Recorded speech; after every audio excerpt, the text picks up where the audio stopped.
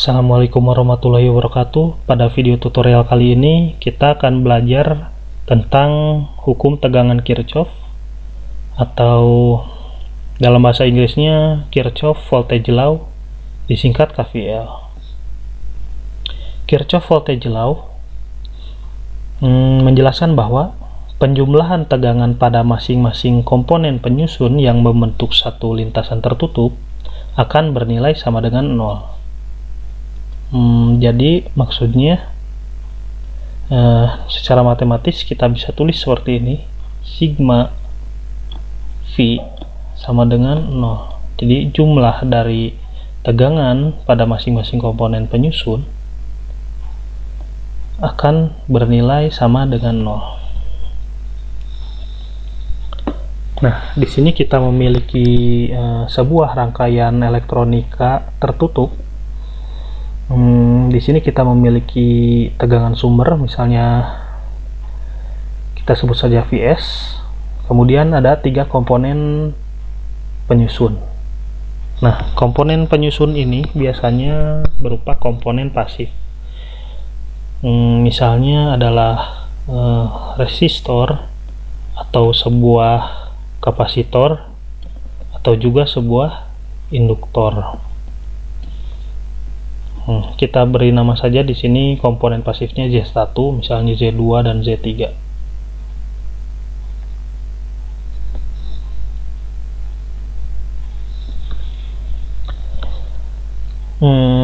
Untuk mencari KVL, kita pertama-tama tentukan arah arus. Misalnya si arah arusnya itu dimulai dari poin A, misal si arahnya itu bergerak searah jarum jam. Nah, si arus ini akan mengalir melewati tiap-tiap komponen penyusun rangkaian listrik tertutup ini. Yang pertama akan melewati tegangan sumber, seperti di sini. Ini di sini ada tanda. Nah, untuk menjumlahkan nanti kita juga menggunakan kaidah tanda. Jadi misalnya si arus yang melewati ini pertama-tama negatif kemudian positif, maka hal itu disebut tegangan naik atau rise bahasa Inggrisnya. Maka kita ubah tandanya yang negatif jadi di sini positif voltage atau tegangan positif. Kemudian yang kedua di sini melewati plus dahulu kemudian negatif, maka hal tersebut disebut sebagai tegangan jatuh atau drop. Maka si tandanya akan berubah. Hal itu maksudnya adalah tegangan negatif voltage. Jadi tegangannya negatif. Itu adalah kaidah tanda.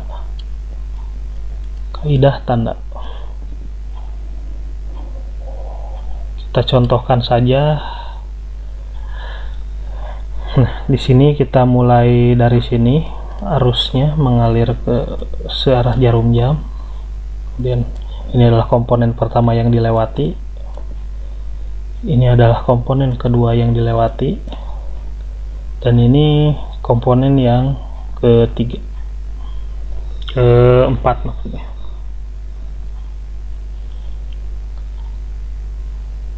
Sesuai kaidah tanda tadi, apabila melewati negatif kemudian positif, maka disebut tegangan positif voltage. Di sini mulainya negatif dulu kemudian positif. Jadi positif voltage adalah Vs. Kemudian di sini plus ke negatif berarti tegangan jatuh. Kita bisa tulis negatif V1. Kemudian di sini plus kemudian min disebut juga tegangan jatuh. Maka kita bisa nulis min negatif V2 Kemudian yang ketiga ini juga merupakan tegangan jatuh, negatif V3 sama dengan 0.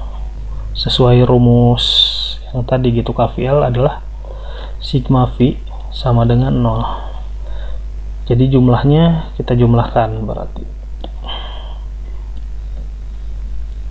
Dari sini kita bisa juga menulis seperti ini, Vs negatif V1 dikurangi V2 dikurangi V3 sama dengan 0. Kita mendapatkan jika dipindah ruaskan untuk mencari Vs nya, misalnya V1 tambah V2 karena pindah ruas, yaitu negatif V1 pindah ruas positif V1, negatif V2 pindah ruas positif V2, negatif V3 pindah ruas positif V3.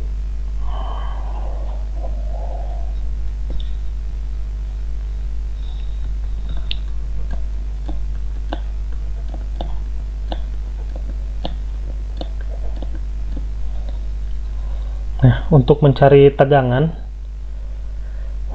kita juga bisa menyederhanakan hal ini. Untuk mencari tegangan, yaitu E dibagi dengan Q, di mana adalah E itu energi dan Q itu adalah muatan. Dari sini kita bisa menulisnya seperti ini. E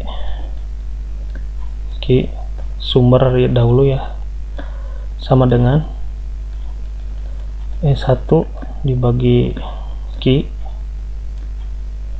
ditambah E2 dibagi Q ditambah E3 dibagi Q. Kita mendapatkan rumus S sama dengan, dari sini kita bisa mendapatkan rumus S sama dengan E1 ditambah E2 ditambah E3.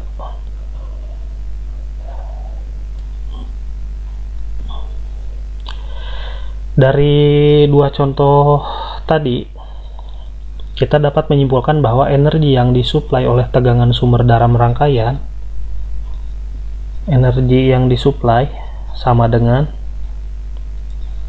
energi yang dikonsumsi oleh komponen pasif dalam rangkaian. Jadi sebenarnya KVL ini adalah hukum untuk konservasi dari energi listrik. Kita di sini kita memiliki contoh untuk penerapan KVL. Di sini kita memiliki sebuah rangkaian tertutup di mana memiliki dua buah sumber tegangan yang masing-masing adalah 5 volt dan 2 volt dengan 3 buah resistor dengan hambatan 5 ohm, 10 ohm dan 15 ohm. Kemudian arah arusnya searah jarum jam. Di sini kita disuruh mencari arusnya berapa, kemudian tegangan pada resistor 15 volt ini.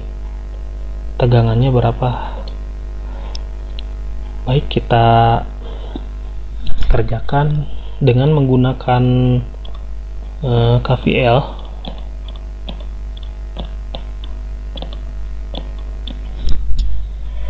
Kita bisa mencarinya di sini searah jarum jam seperti tadi, misalnya di sini V1, V2, V3, ini plus minus plus minus plus minus.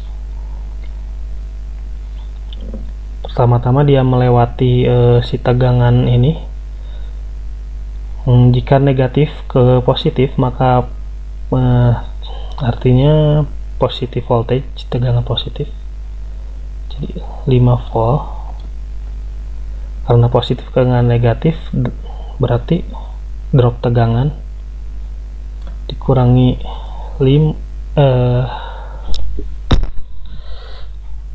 salah, maksudnya karena ini adalah resistansi,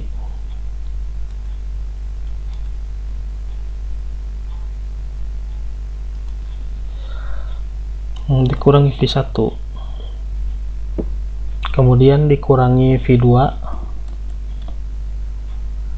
kemudian di sini ada tegangan lagi 2, dari positif ke negatif berarti negatif 2 volt, kemudian ada tegangan jatuh lagi V3 sama dengan 0. Nah, kita akan mendapatkan persamaan jika dipindah ruaskan gitu. Maksudnya ini adalah 5 gitu ya, nggak usah ditulis yaitunya. 5 dikurangi 3, karena yang V1, V2 dan V3 ini tidak bisa dijumlahkan dulu. Yang V1, V2 pindah ruas ke kanan, V1 ditambah V2 ditambah V3, kita akan mendapatkan rumus seperti ini. 3 sama dengan V1 ditambah V2 ditambah V3.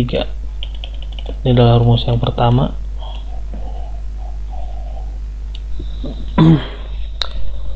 Kita tahu bahwa hukum Ohm itu adalah V tegangan sama dengan arus dikalikan resistansi. Dari sini kita bisa mencari V1, V2 dan V3. Kita cari dulu V1, karena di sini hanya diketahui resistansinya dan arusnya belum diketahui, maka kita bisa tulis arusnya, kita tulis saja I, kemudian kita kalikan si resistansi itu, arus kali resistansinya 5, atau bisa juga ditulis seperti ini, 5I. Kemudian yang V2 I kali R, seperti tadi di sini kita tulis saja 10 I. Kemudian yang V3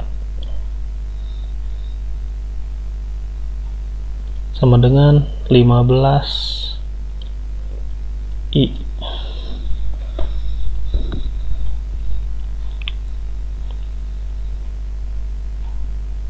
Nah, kita karena sudah mengetahui tadi yaitu 5I yang V1 nya, V1 5I, 10I, 15I,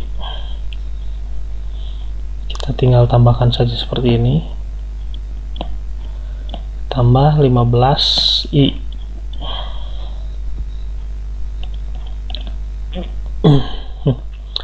Jika kita jumlahkan 5I tambah 10I tambah 15, kita akan mendapatkan 30I sama dengan 3. Kita bisa tulis seperti itu. Maaf,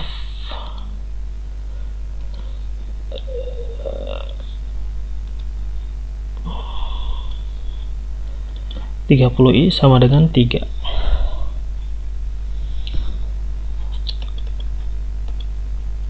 Atau misalnya kita pindah ruaskan juga, misalnya I 30 nya pindah ruaskan ke kanan, jadi 3 dibagi 30, maka si arusnya kita punya adalah 0,1 ampere.